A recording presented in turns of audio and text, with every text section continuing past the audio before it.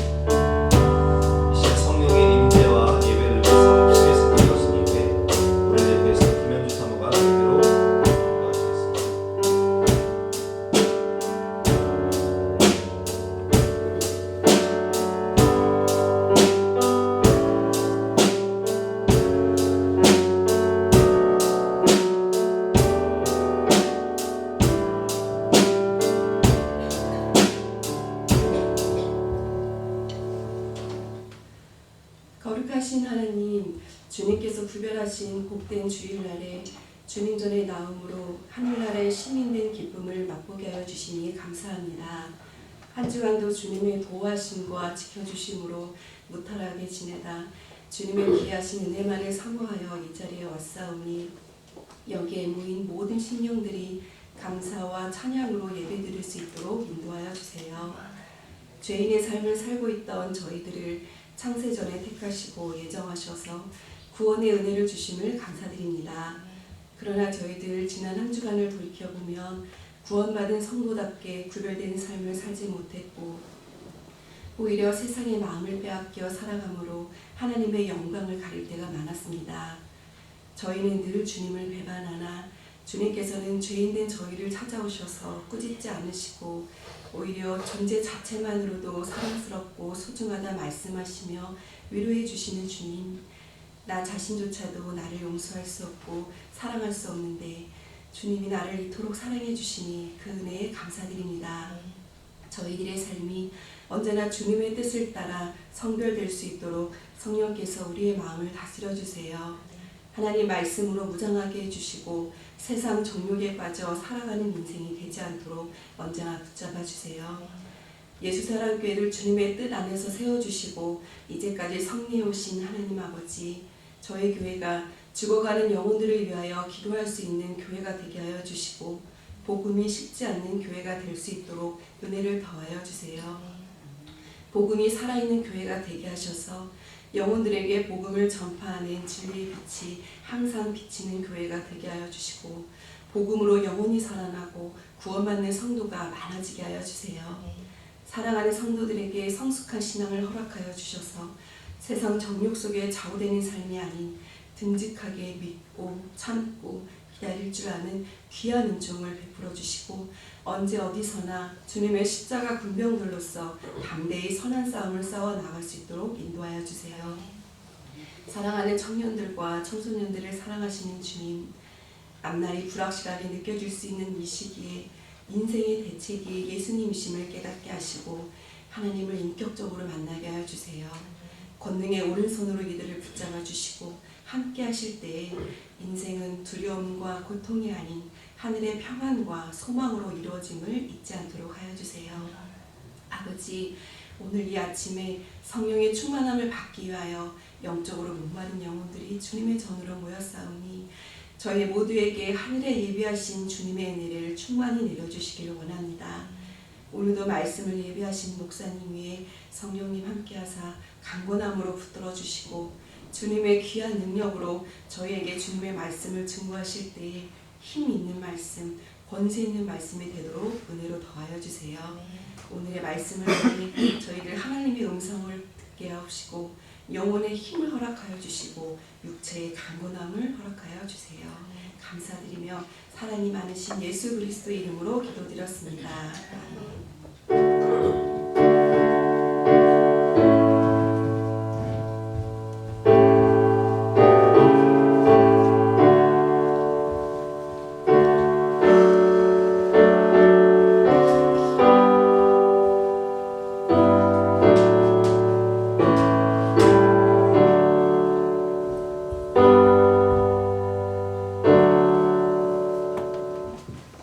반갑습니다.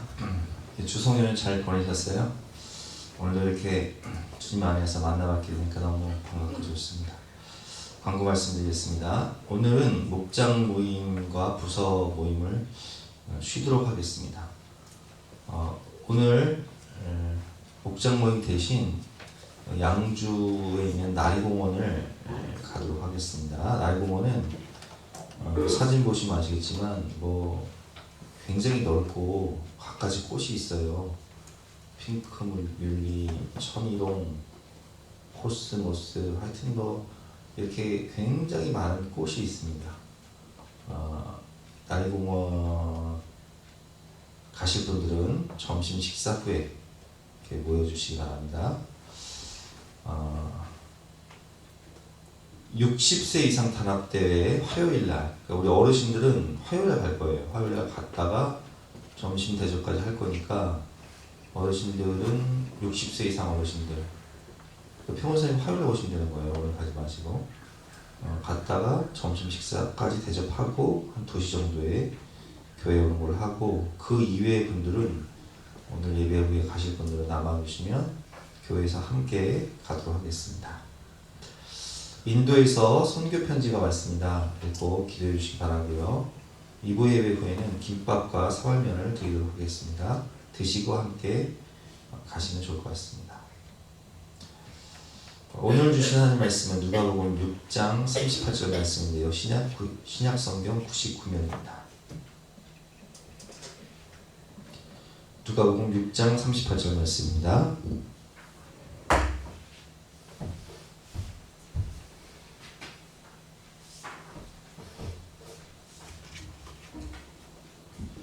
우리 한 목소리로, 한 절 말씀이니까 한 목소리로 같이 합독하도록 하겠습니다. 시작.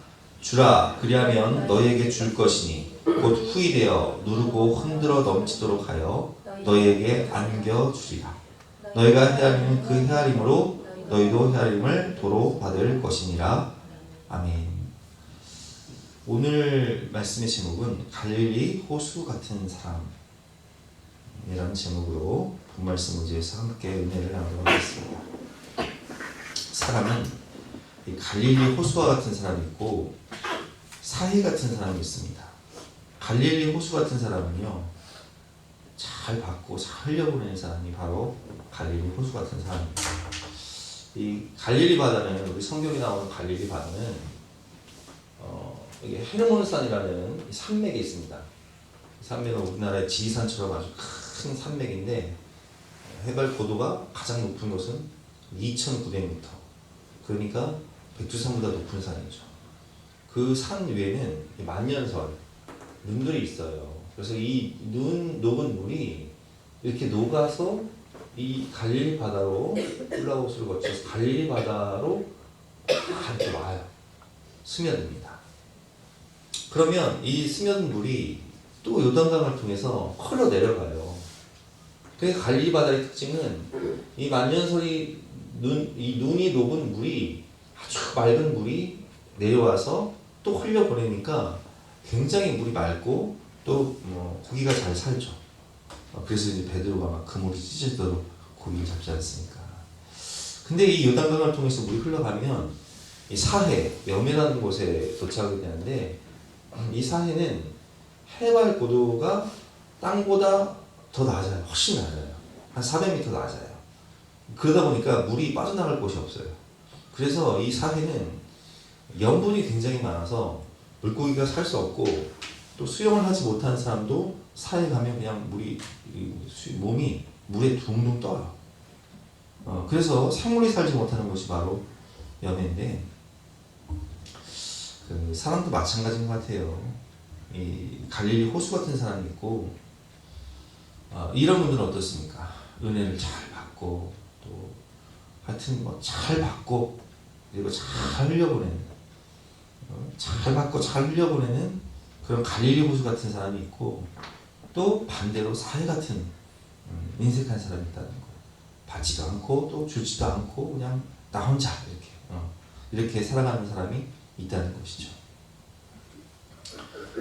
인간은 함께 어울려 돕고 살아야 행복한 존재입니다. 안 주고 안 받으면 편안하지만 인생이 외롭고 삭막하지 않습니까?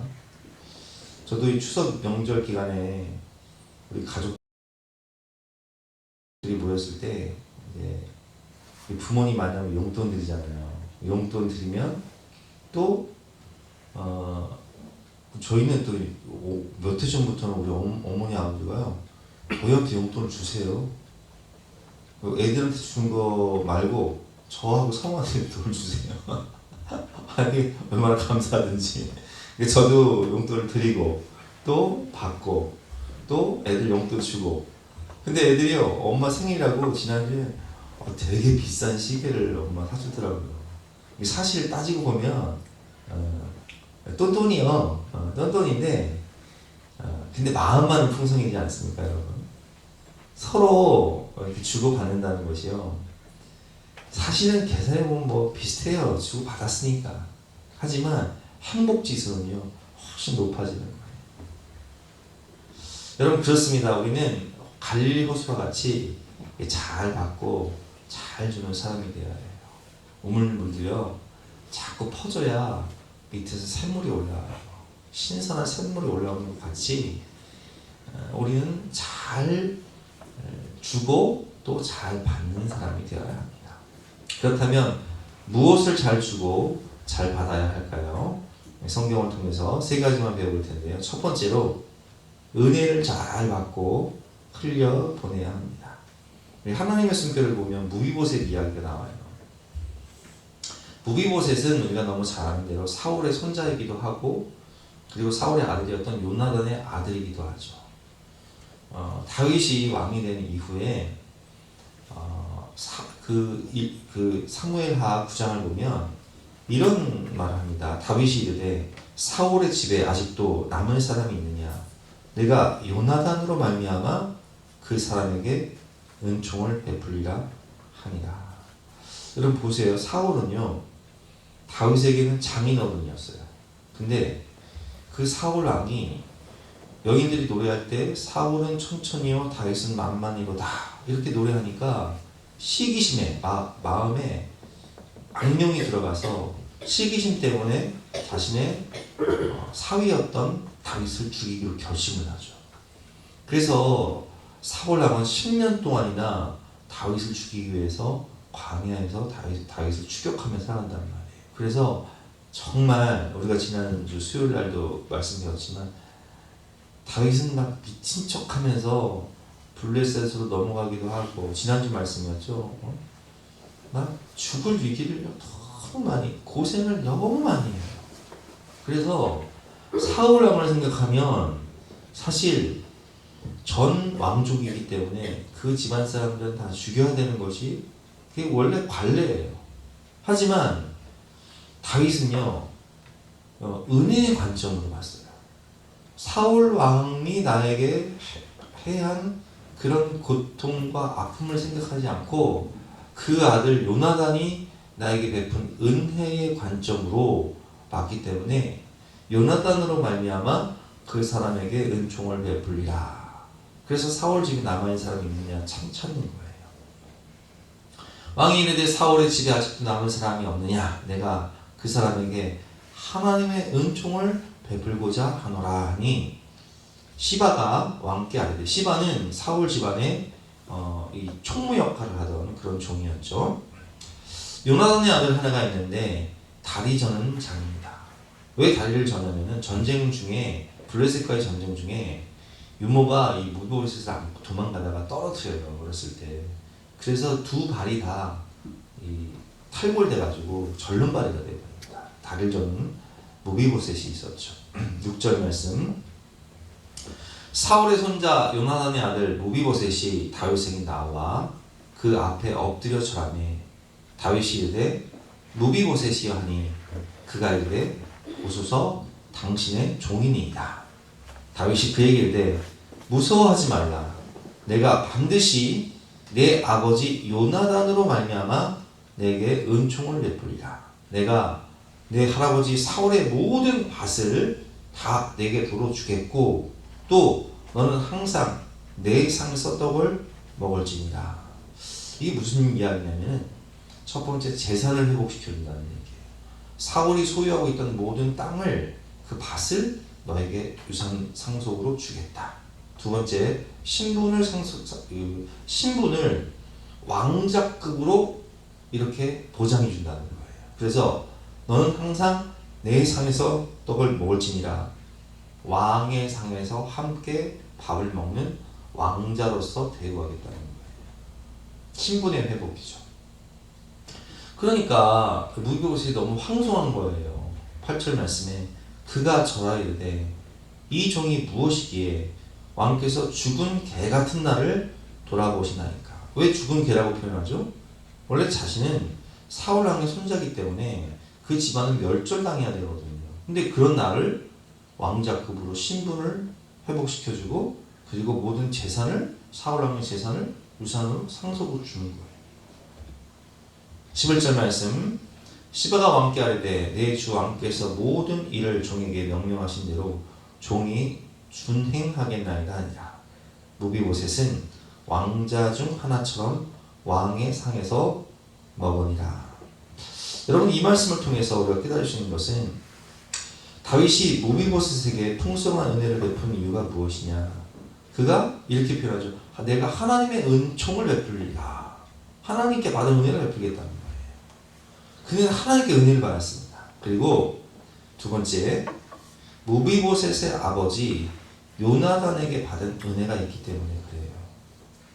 사무엘상 18장 1절 말씀을 보면 다윗이 사울에게 말하기를 마침에 요나단의 마음이 다윗의 마음과 하나가 되어 요나단이 그를 자기의 생명같이 사랑하니라 라고 표현하고 있습니다. 요나단은 다윗과 친구였고, 그리고 어떻게 보면 처남이죠.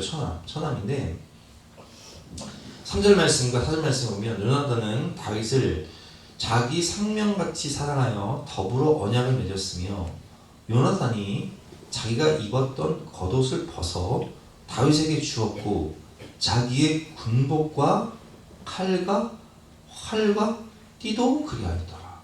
여러분, 이 칼과 활과 띠를 주었다, 군복을 주었다, 이게 얼마나 대단한 일인가를 성경을 보면, 이스라엘 사람들은요 칼이 없었어요. 왜냐면 이 칼을 만드는 대장간은 블레셋이 철기 문화였는데, 블레셋에서 적국이었던 이스라엘에게 칼을 만들어 줄 리가 없잖아요. 그래서 유일하게 칼을 소유하고 있었던 사람이 누구냐면은 사울왕과 요나단 뿐이었어요. 나머지 사람들은 뭐예요? 농기구밖에 없었어요. 곡괭이 이런 거 있잖아요. 곡괭이 이런 거, 농사 질 때 쓰는 농기구 이런 거 가지고 전쟁을 했다는 거예요. 근데 요나단이 다윗에게 뭘 줬어요? 자기의 군복과 칼과 활과 띠를 줬어요. 자기에게 가장 소중한 것을 준 거예요. 그만큼 요나단은 다윗을 사랑했습니다. 그리고 요나단은 사울왕의 장자였어요. 그러니까 만약 다윗이 왕이 되지 못하면 누가 그 왕위를 상속받게 되죠? 요나단이 상속받게 되는 거예요. 근데 그 모든 것을 알고도 요나단은 다윗이 왕이 될 수 있도록 도왔던 사람이에요. 그만큼 자기 생명과 같이 다윗을 사랑했던 그런 친구. 그래서 다윗과 요나단 하면 우정의 상징이지 않습니까? 다윗을 죽이기로 결심한 사울 왕의 뜻을 알게 된 요나단은 다윗에게 도망갈 수 있도록, 그가 비밀리에 도망갈 수 있도록 도와주죠. 그리고 그들은 언약을 맺습니다. 어떤 언약입니까? 사무엘상 20장 42절 말씀을 보니까 요나단이 다윗에게 이르되 평안히 가라, 도망가라는 거죠.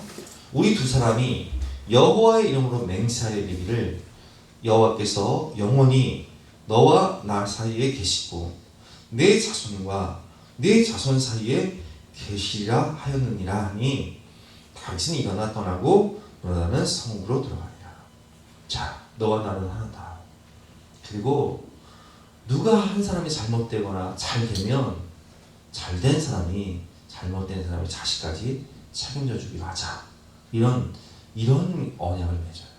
정말 생명이 하나인 것처럼 연결된 그 결속된 우정, 의리를 보여주고 있는 것이죠. 그래서 정말 다윗은 이 요나단의 도움 때문에 생명을 구원할 수 있었고, 광야에서 추격을 당하면서도 요나단을 다시 한번 만나게 되는데 숲풀 사이에서 요나단은 다윗에게 용기를 줘요. 네가 반드시 왕이 될 것이다. 하나님이 너에게 약속하셨기 때문에 네가 반드시 왕이 될 것이니까 두려워하지 말아라. 위로를 주고 용기를 줘요. 그리고 하나님의 말씀대로 정말 다윗은 왕이 되었고, 요나단은 사울 왕 때문에 전쟁에 나가서 같이 전사하게 되죠.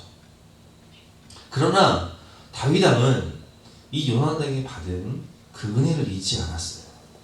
그리고 아까 우리가 말씀을 읽었지만 왕이 되어서 그 아들 무비보셋을 찾아 그에게 모든 신분을 회복시켜주고, 그리고 재산을 회복시켜주며 왕이 먹는 상에서 왕자로서 대우해 주는 것을 볼 수 있습니다.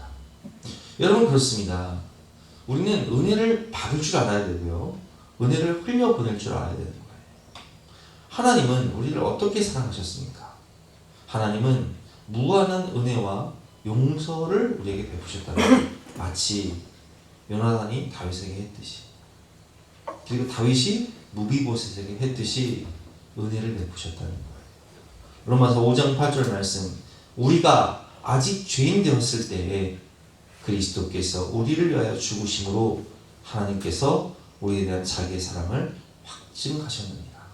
죄와 허물로 죽을 수밖에 없는 우리, 지옥에서 영벌을 받을 수밖에 없는 우리를 위해서, 죄인된 우리를 위해서 예수님께서 십자가에서 대신 죽으셨다는 거예요.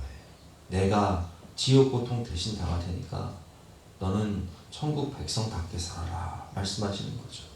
에베소서 2장 8절 말씀, 너희는 그 은혜에 의하여 믿음으로 말미암아 구원을 받았으니 이것은 너희에게서 난 것이 아니요 하나님의 선물이라. 그렇습니다. 여러분, 우리가 구원받은 것은 전적인 하나님의 은혜예요. 우리의 신분이 하나님의 자녀가 되고 우리가 하나님 나라를 상속받게 되고 영원한 천국에 입성하여서 하나님의 걸작품으로 살아갈 수 있는 이 모든 것이 하나님의 은혜라는 것입니다. 하나님의 승대와 298년이죠. 다윗은 사울의 가족을 찾아 하나님의 은총을 베풀겠다고 말합니다. 은혜를 받아보지 않는 사람은 은혜를 베풀 수 없습니다. 다윗은 하나님의 은혜를 경험했기에 용서와 자비를 베풀 수 있었습니다. 그리스도인은 그리스도처럼 사는 사람입니다. 하나님의 사람은 하나님의 마음을 품고 사는 사람입니다. 너희 아버지의 자비로우심 같이 너희도 자비로운 자가 되라. 예수님께서 이렇게 말씀하셨죠. 하늘 아버지, 너희 아버지, 하나님이 자비로우신 분이니까 너희도 그 아버지의 성품을 닮아서 자비로운 자가 되라 라고 말씀을 하고 계십니다. 은혜를 받아봐야 은혜를 베풀 수 있는 거예요.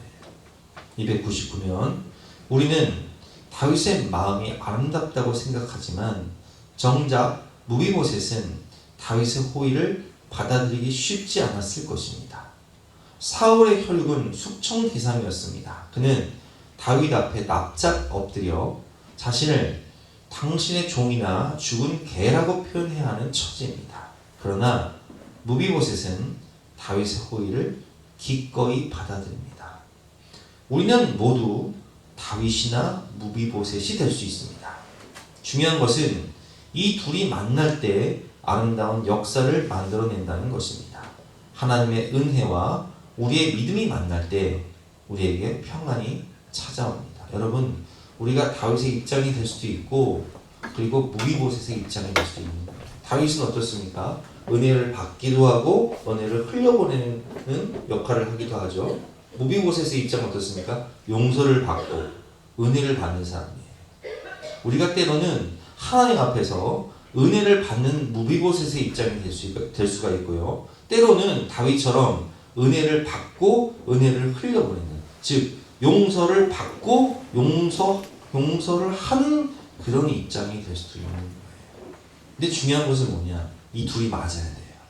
아무리 하나님께서 우리를 구원하시기 위해서 예수 그리스도의 피값으로 생명값으로 우리에게 구원의 은혜를 주려고 해도 그것을 받지 않는다면 구원받을 수가 없는 거예요.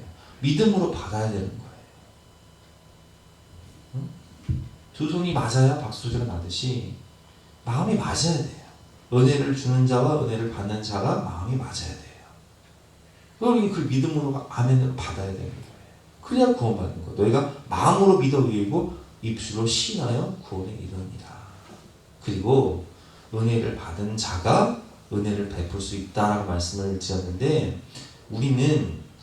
우리가 아직 죄인 되었을 때 그리스도께서 우리를 위하여 죽으심으로 하나님께서 우리에 대한 자기의 사랑을 확증하신 것처럼 내가 용서함을 받고 내가 은혜를 받고 내가 자비하심을 경험했기 때문에 우리도 우리도 다른 사람을 하나님의 마음으로, 예수님의 마음으로 용서할 수 있는 것이고, 은혜를 베풀 수 있는 것이고, 자비를 베풀 수도 있는 것입니다. 그렇기 때문에 우리는 하나님의 은혜를 믿음으로 잘 받고, 또한 그 은혜와 내가 받은 용서와 자비하심을 잘 흘려보내는 사람이 되어야 하는 것입니다. 두 번째로, 우리는 사랑을 잘 받고 또 그 사랑을 잘 흘려보내야 합니다. 해리 할로우 박사가 붉은 털 원숭이로 실험을 했습니다. 이 새끼 원숭이를 데리고 와서 실험을 한 거예요. 한쪽은 이제 철사로만 되어 있고 우유가 나오는 어미가 있고, 다른 한쪽은 헝겊으로 덮여 있는, 우유는 없지만 헝겊으로 덮여 있는 포근한 이제 어미를 만든 거예요. 이 두 우리에서 키워진 원숭이는 이제 둘 중에 어미를 하나 선택을 해야 되는데, 두말할 것 없이 헝겊 어미 쪽으로 가서 안겨 있는 모습을 볼 수 있습니다. 배가 고프면 철사 어미 쪽으로 가서 우유를 먹고 다시 헝겊 어미 쪽으로 와서 보내는 모습을 볼 수 있어요.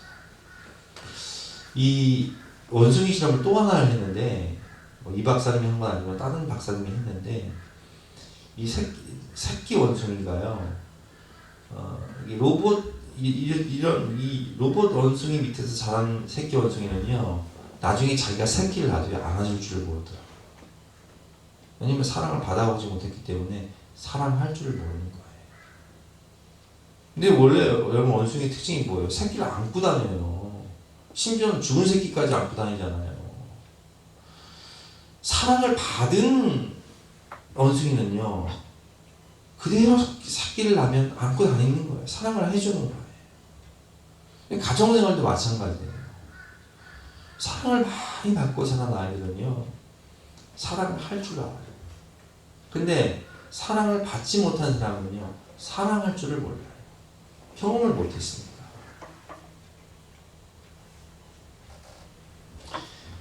사랑을 많이 받는 자녀들이 건강하고 밝게 자라나게 됩니다. 사랑을 잘 흘려보내는 부모가 되어야 하는 이유인 것입니다. 그러나 험악하고 불안한 환경 가운데 자란 자녀들은 결혼을 꺼려요. 결혼을 안 하려고 해요. 왜냐면 보고 배운 게 뭐냐면, 가정에서 맨날 싸우는 거, 우는 거, 가정에서 지옥을 경험했기 때문에 그냥 뭐 가정을 이렇게 이룬다는 것에 대한 소망이 별로 없는 것 같아요. 하지만 우리가 불우한 가정 환경 가운데 사랑을 받지 못한 삶을 살았다 할지라도 하나님의 사랑을 많이 받게 되면 우리는 하나님께 받은 사랑으로 말미암아 따뜻한 가정을 이룰 수 있습니다. 우리 다니엘 기도회 때 이승재 목사님이 간증을 했어요. 이승재 목사님은 우리가 간증을 다 들었지만 아버지가 5종 세트가 있었다고 했잖아요. 이분은, 아버지는 술 먹고 바람 피고 도박하고 집에 와서 엄마를 구타하고 또 외도하고 5종 세트가 있었다고 했어요. 사랑을 받지 못했어요. 아버지한테 사랑을 받지 못했어요. 하지만 그럼에도 불구하고 이분은 대학교 들어가서 수련회에 참석했다가 은혜를 받죠. 하나님의 그 독생자를 주신 그 사랑, 그 은혜를 받게 돼요. 그리고 소망이 생깁니다. 하나님께 받은 사랑을 가지고 따뜻한 가정을 세워야겠다. 그리고 이분이 그 동아리에서, CCC 동아리에서 그 누나를 만나서, 연상 누나를 만나서 결혼을 하지 않습니까? 그래서 정말 따뜻한 가정, 자녀들을 낳아서 따뜻한 가정을 이루는 모습을 간증을 통해서 하시면서, 내가 이렇게 상명과 풍성한 삶을 살 수 있었던 것은 바로 예수님을 만났기 때문이다. 도둑이 오는 곳에 도둑질하고 멸망시키는 것뿐이요, 내가 온 곳은 양으로 상명을 얻게 하고 풍성히 얻게 하려 함이니라 라는 요한복음 10장 10절 말씀을 가지고 간증을 하셨는데 그렇습니다. 하나님은요 로마서 5장 5절 말씀처럼 소망이 우리를 부끄럽게 하지 아니함은 우리에게 주신 성령으로 말미암아 하나님의 사랑이 우리 마음에 부은 바 됨이니 라는 말씀처럼 위로부터 하나님의 사랑이 우리 마음에 막 부어지는 거예요. 부어져요. 그래서 우리는 변화될 수 있는 거예요. 여러분 사도 요한이 사랑의 사도지 않습니까? 그래서 요한 1, 2, 3서가 다 주제가 사랑이에요. 그리고 요한복음 주제가 뭐예요? 사랑이에요. 세 계명을 주노니 사랑하라. 서로 사랑하라.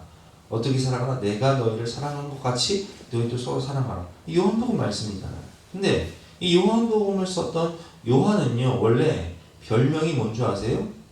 우레의 아들이에요. 왜 우레의 아들입니까? 예수님과 전도하러 갔다가 한 마을에서 복음을 거부를 해요. 그러니까 예수 믿으라고 했더니 쫓아내요. 그때 뭐라고 얘기를 해요? 아 주님 하늘에서 우레를 내려서 저것들을 그냥 다 불로 그냥 확 그냥 불사질러 죽여버릴까요? 이렇게 얘기했단 말이에요. 이만큼 거친 사람이었어요. 이만큼 험악한 사람이었어요. 그래서 이 불같은 성격을 가진 소유자였다고. 근데 이런 우레의 아들이었던 사도 요한이 사랑의 사도로 변화될 수 있었던 근본적인 이유가 무엇입니까? 예수님의 사랑, 생명 주신 사랑, 정말 마지막 피 한 방울, 마지막 물 한 방울까지 쏟아내어 주신 그 사랑을 쥐어짜 주신 그 무한하신 하나님의 사랑을 받았기 때문에 그 사랑으로 말미암아 그는 변화가 되죠. 그래서 요한 1서를 보면 이 사도 요한이 쓴 요한 1서를 보면 이렇게 표현하고 있습니다. 하나님의 사랑이 우리에게 이렇게 나타난 바 되었으니 하나님이 자기의 독생자를 세상에 보내심은 그로 말미암아 우리를 살리려 하시니라. 사랑은 여기 있으니 우리가 하나님을 사랑하는 것이 아니요 하나님이 우리를 사랑하사 우리 죄를 속하기 위하여 화목 제물로 그 아들을 보내셨습니다.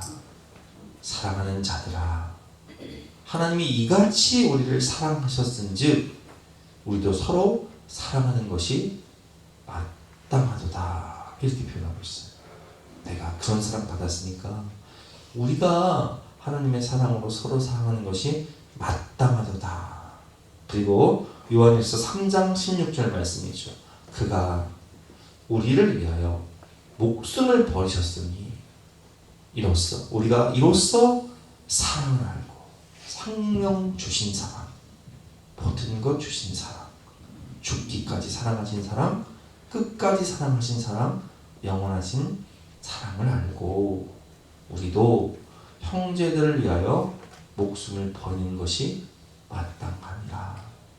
누가 이 세상의 재물을 가지고 형제의 궁핍함을 보고도 도와줄 마음을 닫으면 하나님의 사랑이 어찌 그 속에 거하겠느냐. 자녀들아 우리가 말과 혀로만 사랑하지 말고 행함과 진실함으로 하자. 그럼 그렇기 때문에 내가 어렸을 때부터 우리 가정에서 사랑을 받지 못한 그런 사랑받지 못한 존재일지라도요 하나님의 사랑을 받으면 끝납니다. 그 사랑 안에 모든 해답이 있어요. 왜냐하면 그 사랑은 무한한 사랑이니까. 그 사랑은 넘치는 사랑이니까. 그 사랑은 부족함이 없는 사랑이니까. 그래서 우리는 이 하나님께 받은 사랑을 잘 흘려보내야 되는 거예요. 가정에서 또 교회에서 또 학교에서 직장에서 사회에서 이 받은 사랑을 잘 흘려보내는 사랑의 사도가 되어야 하는 것입니다. 세 번째로 우리는 축복을 잘 받고 흘려보내야 하는 것입니다. 레위기 19장 9절 말씀이죠. 우리 지난주 하나님의 숨결 말씀인데 너희가 너희의 땅에서 곡식을 거둘 때에 너희 밭 모퉁이까지 다 거두지 말고 내 떨어진 이삭도 줍지 말아라. 그러니까 추수를 할 때요. 추수를 깔끔하게 하지 말라는 거예요. 대충 가운데만 그냥 거두고 말라는 거예요. 가생는 놔두라는 거예요. 내 포도원의 열매를 다 따지 말며 내 포도원에 떨어진 열매도 줍지 말고 가난한 사람과 거류민을 위하여 버려두라. 나는 너희의 하나님 여호와이니라. 원수를 갚지 말며 동포를 원망하지 말며 내 이웃 사랑하기를 내 자신과 같이 사랑하라. 나는 여호와이니라. 과수원에서 열매를 따도요 다 거두지 말라는 거예요. 그리고 낙과가 있거든 죽지 말라는 거예요. 왜요? 가난한 자들이, 배고픈 자들이, 나그네들이 언제든 와서 자유롭게 따먹을 수 있도록, 걷어갈 수 있도록, 곡식을 걷어갈 수 있도록 그렇게 하라는 거예요. 하나님의 숨결 307년입니다. 중요한 것은 하나님의 방식대로 나누는 것입니다. 나눌 때 생색내지 말고 도움을 받는 자의 마음이 상하지 않도록 배려하라고 말씀하십니다. 추수할 때 곡식과 열매를 남겨두어 필요한 사람이 가져가게 하면 됩니다. 이것이 하나님과 교제하며 은혜를 누리며 사는 사람들의 특징입니다. 우리 교회도 이렇게 나눔합니다. 이렇게 써놓고 거기다 안 쓰는 물건들 놔두시면 자유롭게 가져가게 이제 하지 않습니까? 이제 가져가는 사람의 마음을 생각하는 거죠. 여러분 이 모델이 누굽니까? 보아스가 그랬잖아요. 모압 여인 룻이 시어머니 나오미와 함께 고향 땅으로 돌아왔을 때 룻은 너무나 가난해서 먹을 게 없었어요. 남편도 죽고 홀로 시어머니를 모시고 살아가는데 그 어린 소녀가 시집와서 남편을 잃고 시어머니를 모시고 살아가는 그 소문을 들은 보아스가요 종들에게 이렇게 얘기합니다. 야, 너희들 추수할 때 일부러 좀 곡식 그 알곡을 많이 떨어뜨려. 많이 주워갈 수 있도록. 근데 티내지 마. 절대 티내지 말고 룻이 밭에 와서 곡식 주워오기 위해서 오면 절대로 뭐라 하지 마. 마음껏 주워갈 수 있도록 해. 그리고 점심시간이 됐어요. 룻은 도시락을 못 싸오잖아요. 근데 보아스가 룻을 부르는 거예요. 아, 이리 오시오. 같이 먹읍시다. 떡에 초를 찍으십시오. 드세요. 그러니까 그냥 룻이 보아스를 그냥 볼 때 한눈에 반해버려. 하나님이 보아스를 축복하셔서요. 또 룻을 축복하셔서 둘이 이제 기업물자로서 부부가 되게 하세요. 그래서 이 룻과 보아스는요 부부가 되어서 어디 올라갑니까? 와, 마태복음 1장 보니까 예수님 족보에 올라가요. 보아스가요 다윗의 조상이에요. 그래서 보아스와 룻이 결혼해서 그 자손 중에 우리가 너무 잘 알고 있는 다윗이 이제 탄생하는 것이고, 그리고 아브라함과 다윗의 후손으로 예수님이 오시는 거예요. 이런 축복을 받는 거예요. 복의 근원이었던 아브라함 어떻습니까? 너는 너의 본토 친척 아비 집을 떠나 내가 내게 지시할 땅으로 가라. 내가 내게 복을 주어 내 이름을 창대하게 하리니 너는 복의 근원이 될 것이다 말씀하신 이 복의 근원, 믿음의 조상 아브라함은 하나님의 은혜가 엄청난 축복을 받죠. 물질적 축복을 받아요. 근데 자녀가 없었어요. 그런 중에 창세기 18장을 보면 이 두 천사, 나그네를 가장한 두 천사가 왔을 때 아브라함이 이 두 천사를 위해서요, 이 나그네를 위해서 제발 우리 집에 오셔서 드시고 가시라고 대접을 해요. 그래서 7절 말씀에 보면 아브라함이 또 가축대 있는 곳으로 달려가서 기름지고 좋은 송아지를 잡아 하인에게 주니 그가 급히 요리한지라. 아브라함이 엉긴 젖과 우유와 하인이 요리한 송아지를 가져다가 그들 앞에 차려놓고 나무 아래에 모셔 섬에 그들이 먹습니다. 그리고 아브라함을 축복해줘요. 그리고 기도를 해줘요. 어떻게 기도합니까? 내년 이맘때 반드시 너희 집에 아들이 있을 것이다. 내 아내 사라에게 아들이 생길 것이다. 근데 이 소리를 사라가 듣습니다. 근데 픽 웃어요. 왜? 나는 나이가 89세. 근데 경수가 끊어졌어. 한번 생각해 보세요. 제가 우리 표권사님한테 표권사님 태문이 열릴지어다 10만 가지 기도를 했다고 생각해 보세요. 그러면 이거 나는 영감도 없는데 영감님도 생길지어다. 얼마나 기가 막혀요. 여러분 사람 나이가 89세라니까요. 그게 웃죠. 어이가 없어서 웃어요. 근데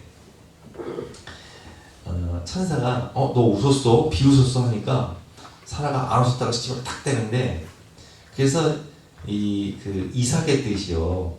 여러분 무슨 뜻인지 아세요? 이삭이라는 뜻은 웃음이라는 뜻이에요. 왜 웃음이냐? 사라가 어처구니가 없어서 웃었는데 그 어처구니가 없는 웃음을 정말 이삭을 낳고 기쁨으로 웃게 되었기 때문에 이삭이라는 뜻이에요.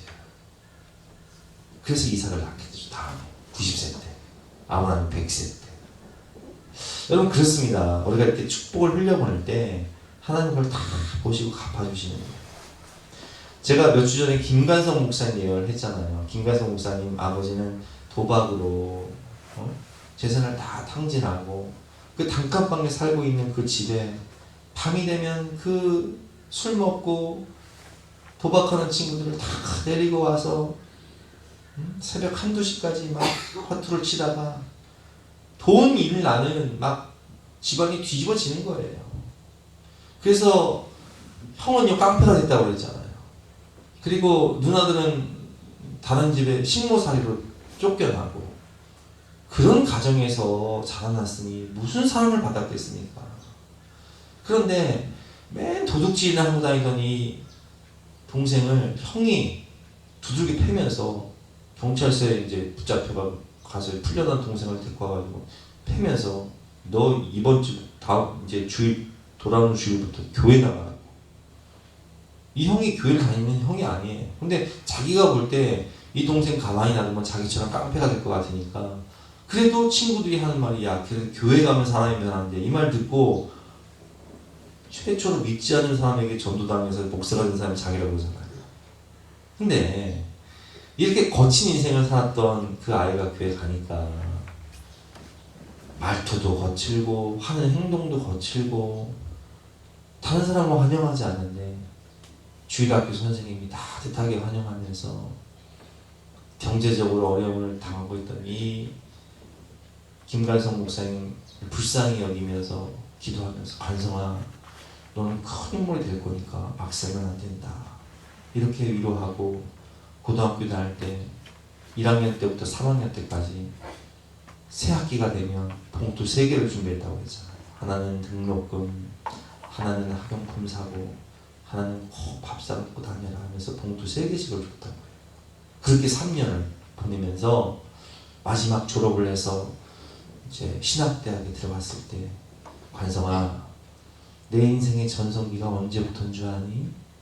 바로 너를 만났을 때란다 하고 축복 기도를 해줬다고 하죠.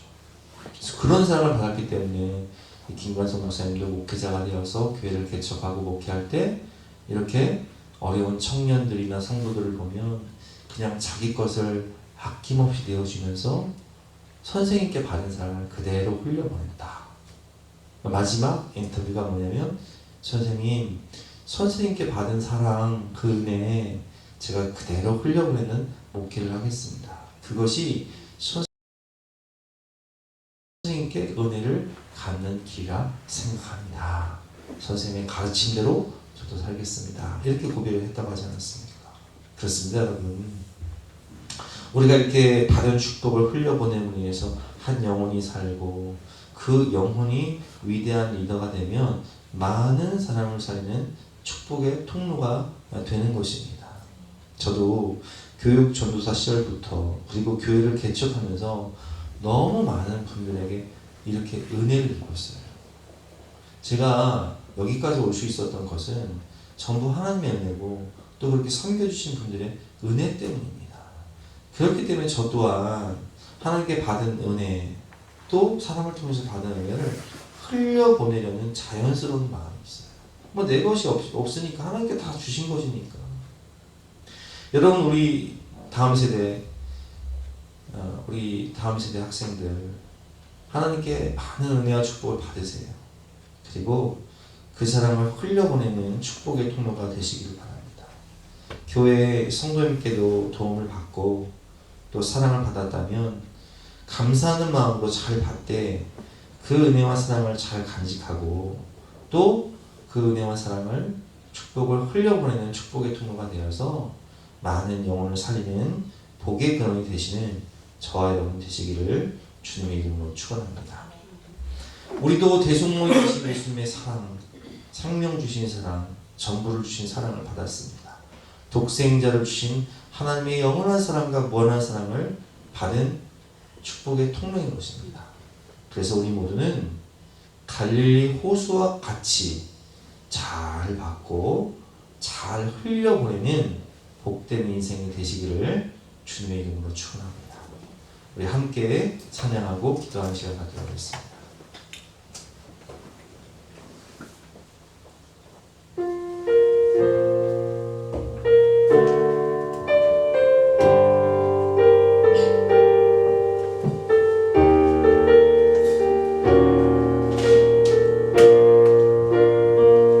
아버지 당신의 마음이 있는 곳에 나의 마음이 있기를 원해요. 아버지 당신의 눈물이 고인 곳에 나의 눈물이 고이길 원해요. 아버지 당신이 바라보는 영혼에게 나의 눈이 향하길 원해요. 아버지 당신이 울고 있는 어느 땅에 나의 두 발이 향하길 원해요.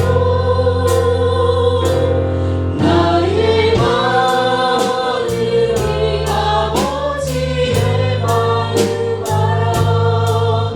내 모든 뜻 아버지의 뜻이 될 수 있길.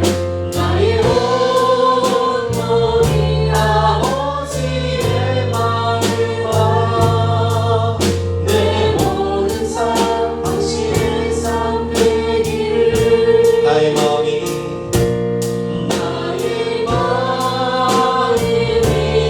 아버지의 마음 알아. 내 모든 뜻 아버지의 뜻이 될 수 있길. 나의 온 몸이 아버지의 마음 알아. 내 모든 삶 당신의 삶 되기를. 주신 말씀 잡고 간절한 마음 기도합니다. 하시겠습니다.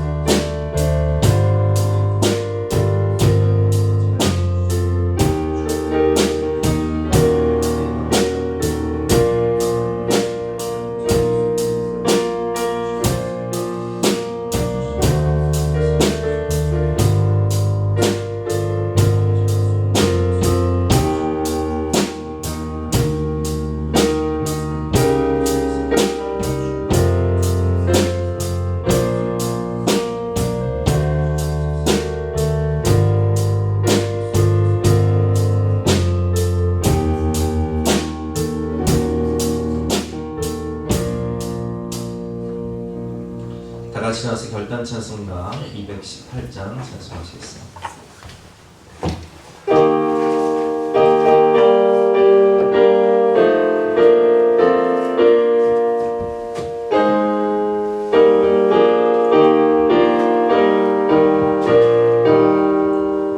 내 마음과 정성을 다하여서 주 너의 하나님을 사랑하라.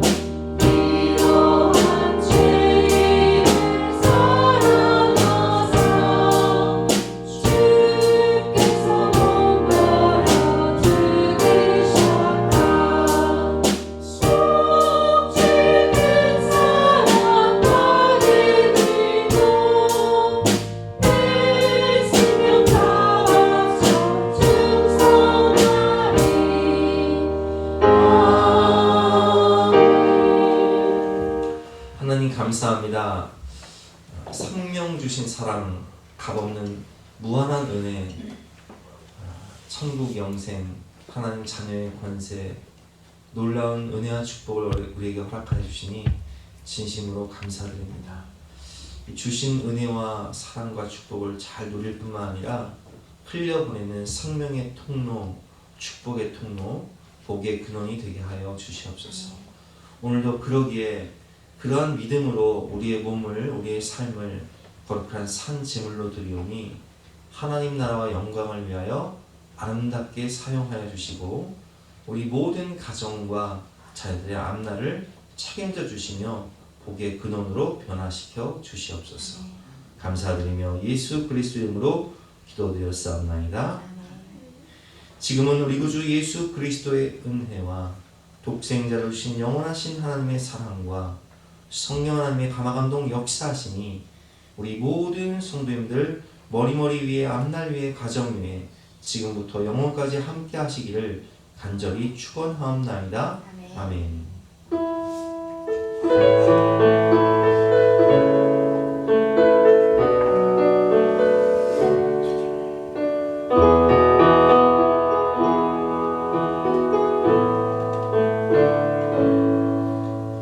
너의 하나님 여호와가